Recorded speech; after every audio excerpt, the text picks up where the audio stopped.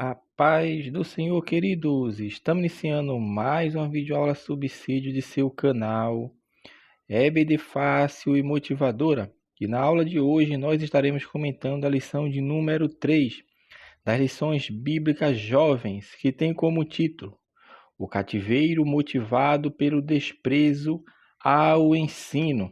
Nós estamos dando prosseguimento aos nossos estudos bíblicos deste trimestre, o qual estamos comentando o tema O Fundamento dos Apóstolos e dos Profetas. E na lição de hoje, lição de número 3, estaremos comentando a lição O Cativeiro Motivado pelo Desprezo ao Ensino. Pois bem, meus amados irmãos, nesta lição nós estaremos dando prosseguimento ao que nós estamos estudando neste trimestre. Nas duas lições anteriores, se os irmãos perceberem, nós fizemos uma verificação, como o autor coloca, detalhada sobre a Bíblia. Ou seja, a gente estudou a Bíblia para ver como ela é a fonte de doutrina e doutrina base que o Senhor Deus também entregou a Moisés, que foi na lição de número 2, doutrina de Moisés. Ou seja, a gente fez uma introdução. Essa lição desse trimestre, vocês vão perceber, a lição 1 não foi apenas a lição 1 que foi introdutória, mas a lição 1 e a lição de número 2. Pois bem, então agora nós vamos dar prosseguimento aos nossos estudos bíblicos. Por quê? Porque nós estudamos o que é a Sagrada Escritura, a fonte de inspiração, vimos a doutrina bíblica, definimos o que é doutrina e agora vamos partir para o primeiro, a primeira lição que vai abordar um dos aspectos da doutrina, ou seja, daquilo que foi entregado por Deus como conceito absoluto, conceito moral. E isso é o que vai estar incluído nesta lição de número 3, que nós vamos falar sobre o cativeiro motivado pelo desprezo. Então, nós temos aqui, vamos ver duas características, ou seja, quando iremos abordar agora o cativeiro, esse cativeiro que nós estamos falando aqui é o cativeiro babilônico, vamos abordar sobre duas características. A primeira delas, vamos ver a característica histórica, ou seja, aqui dentro é relatado o episódio que o povo de Deus vai sofrer as consequências de ter dado as costas para a doutrina divina. E vamos também ver a característica exortativa, é a que vai advertir os crentes da atualidade. Olha só, vai ter uma aplicação para os nossos dias sobre os perigos que cercam os que a semelhança de Israel, que foi para o cativeiro, se afastam dos ensinamentos da palavra de Deus. Então, essa lição nós vamos verificar justamente isso, o perigo que existe em esquecer-se e afastar-se da lei do Senhor e sobre as consequências disso. O primeiro ponto da lição, vamos falar sobre o perigo de se esquecer da lei do Senhor. Então, dentro já desse primeiro ponto, vai falar sobre o povo de Deus e o cativeiro babilônico. O cativeiro na Babilônia. Pois bem, o autor vai frisar o profeta Jeremias. Por quê? Porque dentro do livro do profeta Jeremias, nós vamos perceber a realidade que foi o cativeiro. Por quê? Porque Jeremias foi um profeta que ele pregou antes do cativeiro e ele pregou durante o cativeiro, porque ele viu aquilo que o Senhor falou para o povo se cumprindo. Ou seja, então ele é um profeta antes do cativeiro e um profeta que durante o cativeiro. Então, o autor vai citar Jeremias, é justamente sobre o chamado de Jeremias que vai ser o desenrolar da lição, conforme o autor direcionou nossos estudos aqui para esta lição.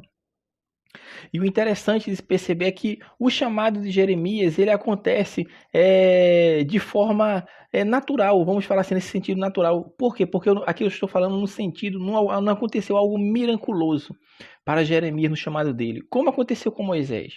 O chamado de Moisés foi algo miraculoso. Por quê? Porque ele viu um milagre acontecendo na sarça ardente que estava chamegando e não se consumia. Dentre outros, Gideão também pediu sinais para Deus para confirmar o seu chamado, e dentre outros e outros. Entretanto, o chamado de Jeremias me aconteceu Como tantos outros também na Bíblia, a gente tem que deixar isso bem claro, né? Não aconteceu de uma forma miraculosa, mas como tantos outros na Bíblia, pela fala de Deus. E Deus mostra para ele algumas visões. E dentro dessas visões, primeiras visões que nós vamos ver no capítulo 1, Jeremias tem duas visões. A primeira é de uma vara de amendoeira, que essa visão traz essa relação direta com a natureza infalível da palavra de Deus, porque Deus fala que eu velo para cumprir com a minha palavra, ou seja, a infabilidade da palavra de Deus. Aquilo que Deus fala, ele cumpre. Jeremias viu isso. E não só isso, ele vê também uma panela que está fervendo e ela está inclinada para o norte, mostrando justamente que vai ser pelo norte que vai acontecer a invasão contra a cidade de Judá, ou seja, o Israel, o reino do sul, neste contexto histórico. Então, desde o início, meu irmão, até o fim do seu ministério, o ministério e a mensagem de Jeremias estiveram relacionados com o chamado de Deus ao seu povo, para que se arrependessem das suas más obras e voltassem a dar crédito à palavra de Deus. Jeremias passou por sofrimentos que poucos na história sofreram. Tudo isso porque ele estava anunciando a palavra de Deus para o povo. Ele anunciou a palavra e Deus no seu chamado falou que ele vela para cumprir com a sua palavra. E Jeremias estava ciente disso, por quê? Porque ele recebeu o chamado de Deus, ele não se autoproclamou profeta, mas ele foi escolhido por Deus para anunciar a palavra de Deus.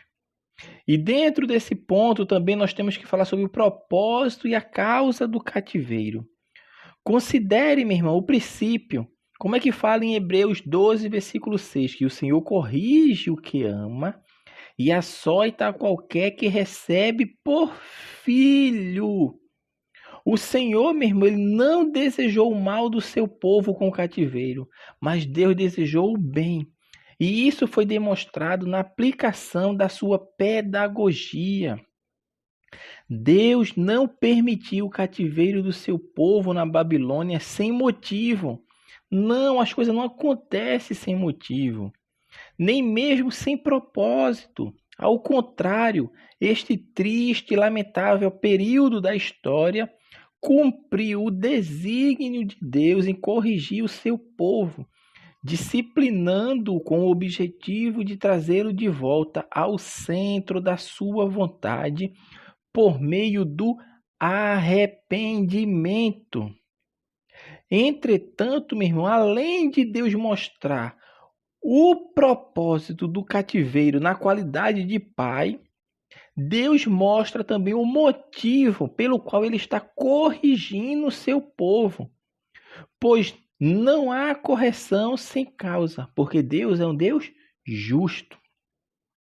E qual foi o principal motivo pelo qual Judá passou por tão grande disciplina? Quando lemos o capítulo 25 de Jeremias, nós identificamos com clareza o principal motivo do cativeiro a que o Senhor Deus submeteu o seu povo. E os versículos 7 e 8 resumem isso muito bem. Todavia, não me destes ouvido, diz o Senhor, mas me provocaste a ira com a obra de vossas mãos, para vosso mal. Portanto, assim diz o Senhor dos Exércitos, visto que não escutaste as minhas palavras. E começa as palavras agora de julgamento contra o povo de Deus. Ou seja, o cativeiro ele tem um propósito e causa. E dentro dessa causa é o motivo que vai gerar isso, porque Deus não agiu deliberadamente. Vou fazer isso porque eu quero, não. O povo que incitou para que Deus viesse a corrigir. E a maneira de Deus corrigir o povo foi através do cativeiro. Porque o povo assimilou as idolatrias das nações que habitavam ao seu redor. E aquilo se cumpre. Tudo aquilo que Jeremias falou porque ele estava falando a palavra de Deus se cumpriu. E no início do seu ministério, Deus falou que ele vela para cumprir com a sua palavra. E foi justamente o que aconteceu. O povo foi levado para o cativeiro e ficou ali durante 70 anos. 70 anos vivendo sobre o jugo da Babilônia. Entretanto, Deus, como falou para Jeremias, que o tempo do cativeiro seria de 70 anos. E Deus cumpre a sua palavra. Findado os 70 anos, o povo volta agora para a sua cidade natal. O propósito de Deus cumpriu-se. E agora era momento de o seu povo deixar o cativeiro, extrair as lições e começar uma nova fase da sua história, meu irmão. Porque o Deus que permitiu o cativeiro e, em certa medida, e conduziu o povo até ele como cumprimento do seu propósito, foi o mesmo Deus que providenciou e apontou a saída dele. A restauração de Judá, meu irmão, dependia da sua submissão a Deus e à palavra dele. Pois se o abandono e a rejeição da palavra de Deus foram o motivo do cativeiro, o retorno e a atenção a ela seria um caminho de saída da Babilônia. Então, meu irmão, que fica claro, quando o povo regressa do cativeiro, passa aquele período calamitoso de sua história, fica claro que o povo de Judá saiu do cativeiro e que a lição foi ensinada pelo Senhor. E, em certa medida, aprendida por aquela nação. Deus tratou com a nação de Israel justamente no cativeiro babilônico. Deus levou eles para uma outra terra, para viverem sobre o jugo de um reino que estava oprimindo os israelitas. Ou seja, foi um cativeiro, foi uma deportação forçada. Quem foi, não foi porque quis, foram forçados. O autor vai prosseguir falando que não se pode deixar de ouvir as escrituras. É o segundo tópico. Lamentavelmente, o homem tende a apontar os efeitos negativos de uma determinada situação e muitas vezes ele não leva em conta as causas disso. É isso que acontece. As pessoas apontam os efeitos negativos de uma determinada situação, mas eles não levam em conta as causas que levou a esses efeitos. No entanto, meu irmão, se o propósito realmente é a cura e a restauração, então identificar essas causas é imprescindível. É justamente o que aconteceu com a nação de Israel. Estava acontecendo coisas calamitosas. O que eu devo fazer quando isso está acontecendo? Eu devo identificar essas causas. Porque eu tenho que identificar. Por quê? Porque ela tem um propósito. E o propósito é para eu ser curado. Para eu ser restaurado. O autor, neste ponto, vai falar sobre as causas da indiferença às escrituras. A Bíblia nos informa que os homens amaram mais as trevas do que a luz. Além de ser uma escolha dos que assim vivem, o texto sagrado ainda declara que a condenação é esta, ou seja, a decisão de o homem viver separado de Deus é mais do que uma má escolha do homem, tratando-se, portanto, da própria condenação. E neste ponto aqui é justamente isso que o autor da lição vai falar, que o pecado ele fez inimizade entre o homem e Deus. O pecado leva o homem a não somente negligenciar, como também a ser indiferente e contrário aos ensinamentos do Senhor.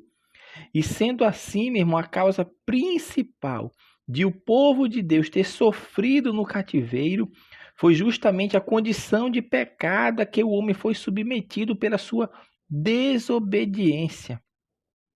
Com o coração endurecido, a doutrina de Deus teve de sofrer terríveis consequências nas mãos do povo babilônico por causa do pecado. E o pecado causa justamente isto, o distanciamento de Deus. Porque o pecado nos faz inimigo de Deus.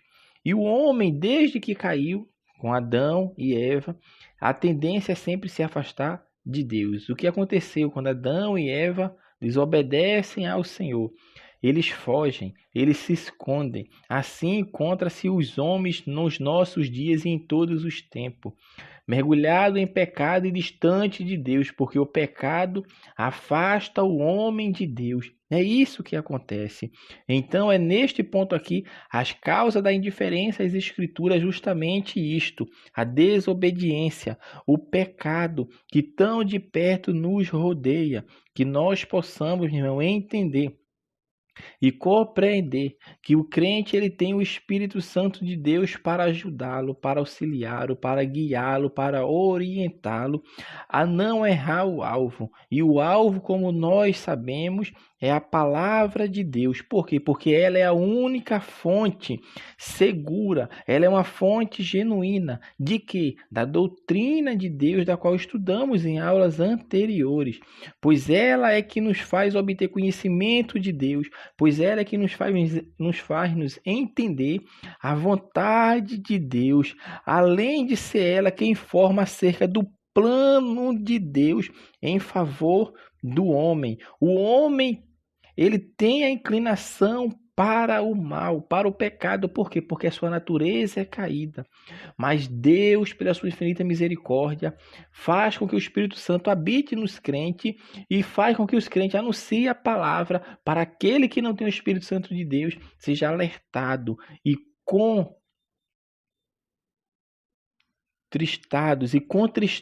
contristados pelo Espírito Santo, porque é o Espírito Santo que convence o homem do pecado, da justiça e do juízo. E isso tudo é o que Deus oferece ao ser humano, seja ele cristão ou não. O Senhor está esperando para que volte e saia dessa sua indiferença quanto às Escrituras Sagradas. O autor também vai falar sobre as consequências da indiferença às Escrituras. Já falei agora há pouco justamente sobre isso. Quando Adão e Eva pecam, eles negligenciam e desobedecem à ordem de Deus. O que acontece? Eles ficam em uma situação desastrosa, distante de Deus. Por quê? Porque desobedeceram, negligenciaram. Isso é a consequência da indiferença. Tudo que o ser humano precisa para viver está na lei de Deus.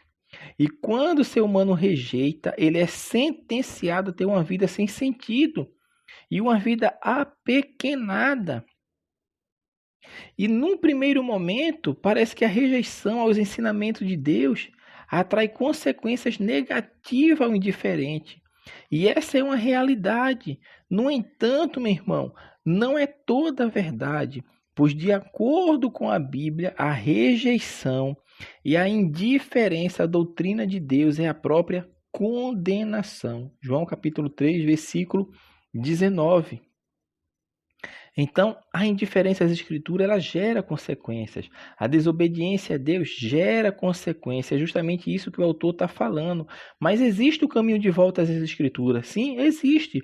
Porque a principal causa do afastamento das Escrituras é a independência de Deus. Quando a pessoa acha que não depende de Deus para nada. Esta é a causa principal do afastamento das Escrituras.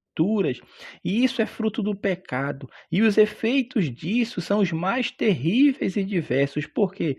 Porque acontece o rompimento, acontece a deturpação do relacionamento nos seus mais variados níveis. Alcança todos os níveis da nossa vida, seja no nível familiar, social, espiritual, moral, porque o pecado, ele suja, mancha a nossa integridade diante de Deus. Então, meu irmão, de forma direta e objetiva, nós temos que falar que não há outro caminho senão o das Escrituras. O retorno às Escrituras é a única forma de o povo retornar à direção e assim depender de Deus e tornar os seus relacionamentos mais saudáveis, relacionamentos que glorifiquem ao Senhor. Isso aconteceu no tempo de Neemias e é justamente o período que o povo volta do cativeiro. Em Neemias 8 está registrado de forma bem clara isso, esse registro sobre o interesse do povo pela lei de Deus. e o que isso é capaz de produzir em favor de uma nação. Irmão, leia o capítulo 8 de Neemias, que os irmãos vão perceber quanto tempo o povo ficou ali de pé, ouvindo a palavra de Deus sendo lida pelo Esdras. Então, meu irmão, inquestionavelmente, voltar-se para as Escrituras é o caminho de restauração, é o caminho de mudança, que somente Deus é capaz de realizar, visto que a palavra de Deus pavimenta o caminho do temor a Deus, da autoconsciência do estado material e do arrependimento sincero, sob a promessa infalível de que, a seu tempo, o Senhor fará tudo o que for do seu agrado. O último ponto da lição, o autor vai falar sobre o perigo dos falsos ensinos. Neste ponto aqui, nós vamos nos basear no exemplo do sofrimento do povo de Deus no cativeiro da Babilônia. Vamos ver as causas, vimos a causa, as consequências, o propósito e o escape que Deus providenciou para o povo. E justamente isso vai abrir essa discussão atual em que a proposta de reconhecer a existência de falsos mestres e, em alguns casos, a presença de alguns deles entre o povo de Deus. O autor vai tomar como exemplo o que aconteceu no cativeiro babilônico. Por quê? Porque o povo foi levado para o cativeiro. E existiam não só profetas de Deus, como Jeremias, Ezequiel, mas existiam profetas que falavam coisas de seu coração, coisas da sua mente. E é justamente isso que o autor vai abordar agora, o conceito mais exortativo. Até agora nós focamos um pouco mais no conceito histórico, na característica histórica do cativeiro. Agora vamos abordar a característica exortativa, que é o terceiro ponto da lição. E ele vai falar sobre a triste realidade dos falsos ensinos. Por quê? Porque o espírito dos falsos ensinamentos ainda opera na atualidade, não deixou de operar. Operou na antiguidade, opera hoje e vai operar até Cristo voltar. E os seus danos ainda são terríveis, e em alguns casos irreversíveis. Mas afinal de contas, quais são esses perigos e como eles se manifestam? Nós temos que entender também que a vitória da igreja sobre os falsos ensinos passa pelo reconhecimento da triste realidade da indesejável presença deste, que dissemina um engano doutrinário. Paulo, quando está escrevendo a Timóteo, ele fala justamente sobre os falsos mestres, os falsos ensinos. Em 1 Timóteo, capítulo 4, versículo 1, Paulo está fazendo justamente uma forte denúncia sobre falsos ensinos, que nada mais são que desvios doutrinários produzidos por espíritos maus. Há um trabalho, meu irmão, orquestrado e bem organizado para a difusão dos desvios doutrinários, sempre com a intenção de perverter a genuína palavra de Deus. O engano doutrinário ele é um método antigo no falido repertório de Satanás, que, conforme as Escrituras, é quem profere mentira, fala do que lhe é próprio, porque é mentiroso e pai da mentira. A igreja deve reconhecer que o espírito de engano que atua na disseminação de falsos ensinos ainda opera e que os seus frutos são amargos e prejudiciais. Então isso é uma realidade para a igreja odierna. É uma realidade para a igreja. Por quê? Porque dentro da igreja existe falso ensino. E muitas vezes o ensino falso, meu irmão, não é nem feito por um falso mestre, um falso profeta. Muitas vezes é por falta de desconhecimento de quem está ensinando. Às vezes a pessoa tem até boa vontade, mas está com o ensinamento totalmente deturpado da palavra de Deus. O Senhor vai cobrar quanto a isso? Sim.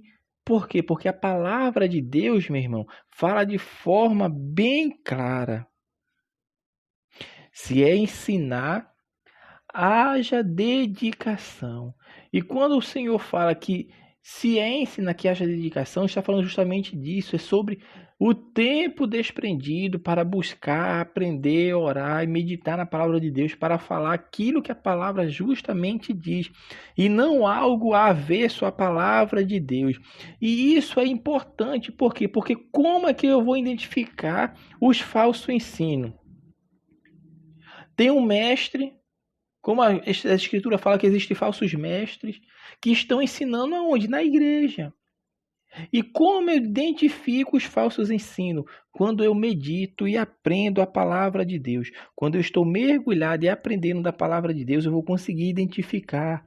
Uma vez que a realidade dos falsos ensinos e dos seus males é reconhecida, a necessidade é de enfrentar os fatos, o que impõe a necessidade de identificar os falsos ensinos desde o início. E é somente, meu irmão, pela Bíblia que a igreja alcançará êxito na identificação dos falsos ensinos e principalmente da fonte desses enganos doutrinários. A origem desses falsos ensinos não é de origem humana, mas de origem espiritual, cujas finalidades refletem no mundo físico, meu irmão. E com tudo isso, Deus nos fornece instrumentos para identificar esse mal. E Deus também nos dá as armas necessárias para combatê-lo. Em hipótese alguma, tem de ser naturais essas armas, mas sim espirituais. A palavra de Deus, meu irmão, nos mostra de forma clara. As armas das nossas milícias não são carnais, mas espirituais. Então eu tenho que entender, reconhecer. Por quê? É a escadinha dos tópicos. Tem a realidade dos falsos ensinos? Tem. Se tem falsos ensinos, eu preciso identificar esses falsos ensinos. E quando eu identifico, o que eu tenho que fazer? Eu tenho que vencer os falsos ensinos. E como é que eu venço? Com a palavra de Deus. Com a palavra de Deus. Jeremias enfrentou isto no seu cativeiro. Jeremias dizia, vocês vão passar 70 anos no cativeiro. Levantava outro profeta e dizia, não, vocês não vão passar 70 anos no cativeiro. E Jeremias diz, vocês façam suas casas, casem seus filhos, suas filhas e trabalhem na terra que o Senhor levou vocês, para vocês aprender. E alguém chegava e dizia, não, não é para isso, vai ser rápido. E não era. E como Jeremias combateu isso? Com a palavra de Deus. Cristo, o exemplo maior, combateu Satanás, não foi nem os falsos ensinos, mas Satanás com seus falsos ensinos. Cristo não combateu falso mestre, vamos falar assim, mas combateu diretamente Satanás, os falsos ensinos de Satanás, justamente com a palavra de Deus. E observe que o inimigo veio citando a palavra de Deus. O falso ensino, meu irmão, ele vem mascarado como se fosse verdade. Ele vem mascarado como se fosse ilibado. Ele vem mascarado de sinceridade, de piedade. É citando a palavra de Deus. Mas eu tenho que saber identificar para saber o que é de Deus e o que não é. E foi justamente isso que Cristo fez. Por quê? Porque Cristo entendia e conhecia as Escrituras. Cristo era Deus, poderia tirar Satanás ali e mandar ele embora e acabou. Mas não, Cristo nos deu o exemplo. Como se vence os falsos ensinos, a tentação, as falsas doutrinas, se vence com a palavra de Deus. E foi justamente assim que Cristo venceu, com a palavra de Deus. O autor vai citar Paulo, mostrando que Paulo enfrenta os falsos ensinos, falso mestre em Corinto, que acusavam Paulo de ter uma mensagem simples, de ter uma mensagem muito simplória, que não empolgava muitos ouvintes. Paulo foi acusado disso.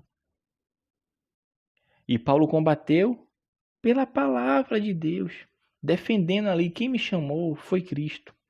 Eu não fui ordenado apóstolo por nenhum pastor, mas Cristo que me chamou, ele próprio me apareceu e me deu a incumbência de ser o apóstolo dos gentios. Mas tudo isso com a palavra de Deus. Então nós devemos entender, meu irmão, que para combater os falsos ensinos tem que ser justamente com a palavra. E como é que eu ando com a Bíblia? É andando com a Bíblia na mão? Mostrando a Bíblia? Não. Lendo, meditando, aprendendo, tirando aquilo que a palavra de Deus nos oferece, que é fortaleza, socorro, auxílio, que no momento certo o Senhor vai falar por nós, nos momentos de adversidade, nos momentos de tribulações. Por quê?